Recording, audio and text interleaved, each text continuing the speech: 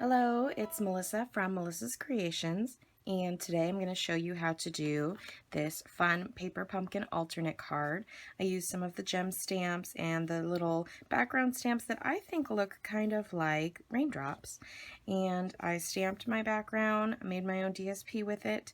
Then I took a piece of the box and I just cut it at an angle here so it kind of makes a triangle shaped banner edge, and then I stamped a sentiment and put a little bit of rhinestones and finished it off by wrapping around some of that lovely twine string stuff that they included in our kit. So I thought that was just super fun. So let's go over what we need to do to make this. I'm starting with my ink pads. I have Emerald Envy, Flirty Flamingo, and Basic Gray. Emerald Envy is the color that they included in this kit as a Stampin' spot, but I'm just going to use my classic pads since I have those handy.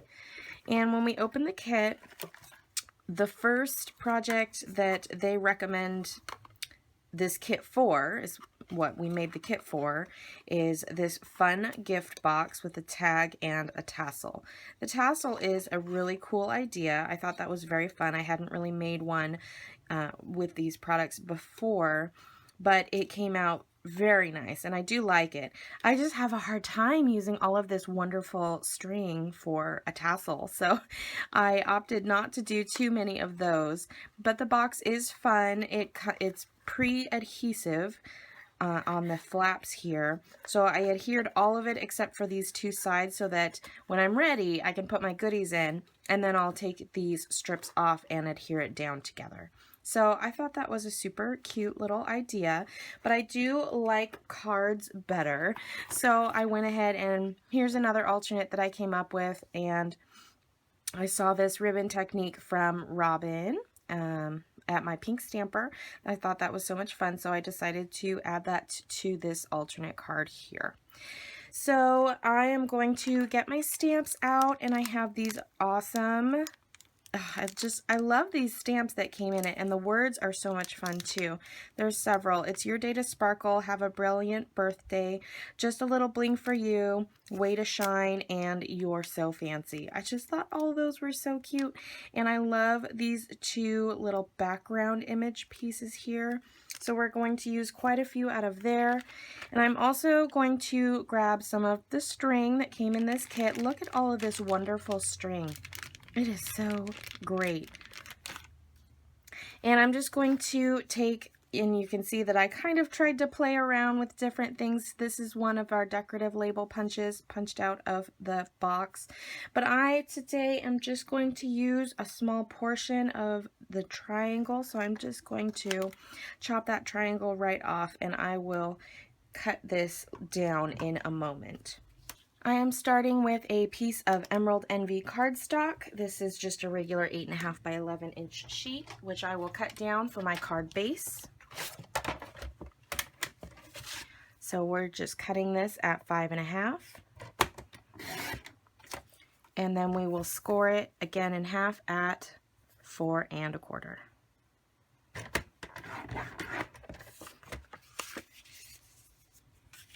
Next, I'm going to take some Flirty Flamingo Gorgeous Pink, and I'm going to cut this down to be a matte on the top of my card.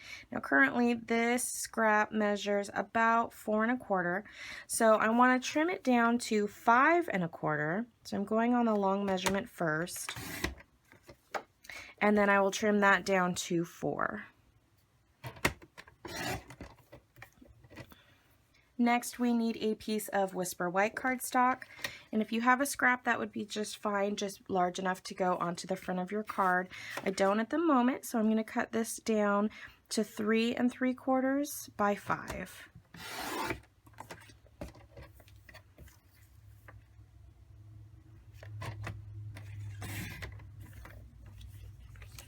So there are all of our layers for our card, and then we will need a scrap of Whisper White to punch out our sentiment momentarily. I'm going to start with stamping our card. So I have my Whisper White piece here. Bring in my paper piercing mat just so that my stamps have a really nice base to stamp on. we will grab this fun solid gem here, and with some Emerald Envy, I'm just going to do stamp all over in a random pattern.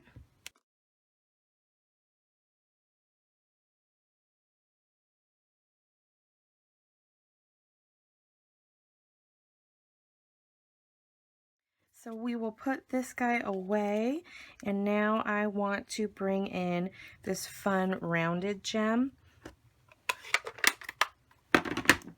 And I'm going to use Flirty Flamingo for that.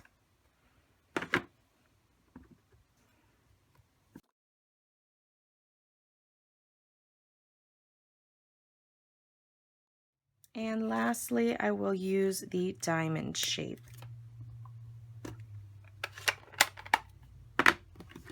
And some basic gray. I love how this gray plays off of the other two colors. I think it's absolutely fantastic.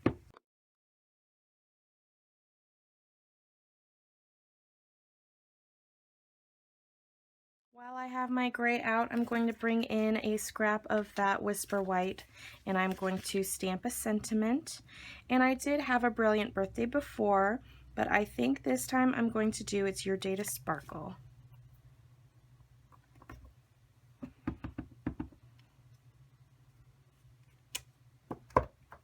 So now that I have my sentiment stamped, I can put my ink away, and I'm going to bring in the decorative label punch, slide that in, and I'm going to punch it just slightly off to the left.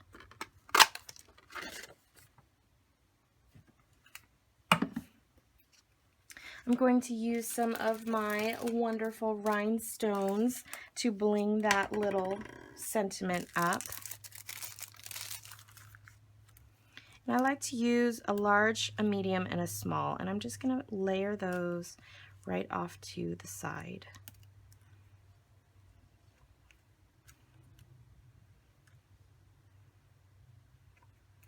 Now I'm going to bring back in that little triangle piece that we cut off of one of our boxes earlier.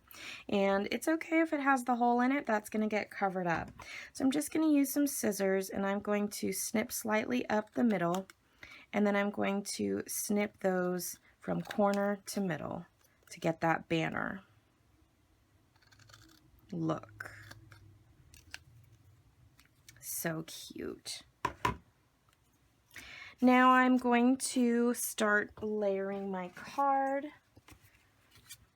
I'm going to put the background piece we stamped directly onto my Flirty Flamingo mat.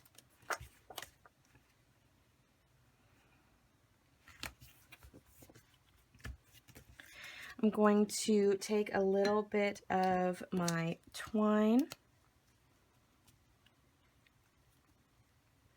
Not sure if it's twine or baker's thread or just string.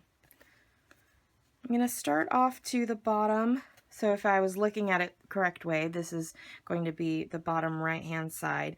And I'm just going to crisscross that over and tie it off. And I want that tie off to the side.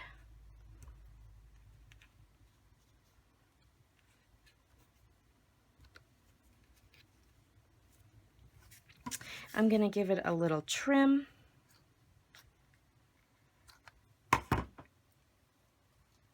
And I want to fix it up a bit.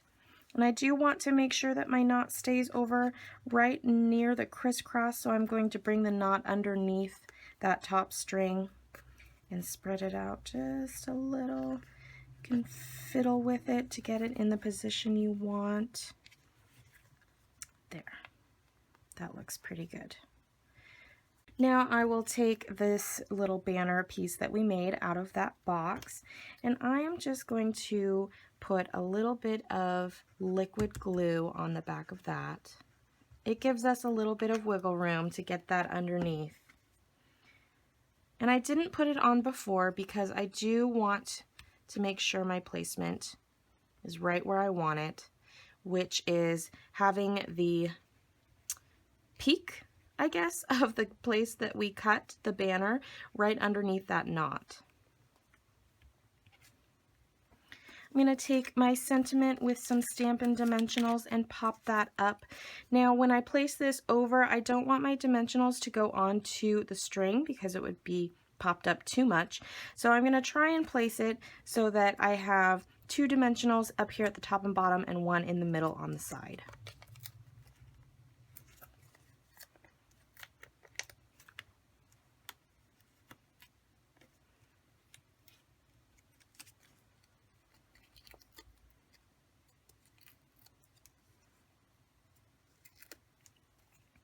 Okay, and when we put that down, just make sure your tails are out of the way. And I think I'll go right about here.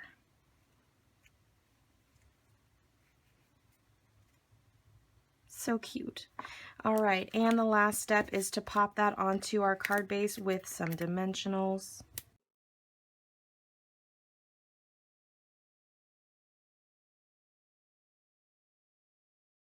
And there we go, a fun paper pumpkin alternate card that you can do using very few materials of your own, but using quite a few accents from this month's kit.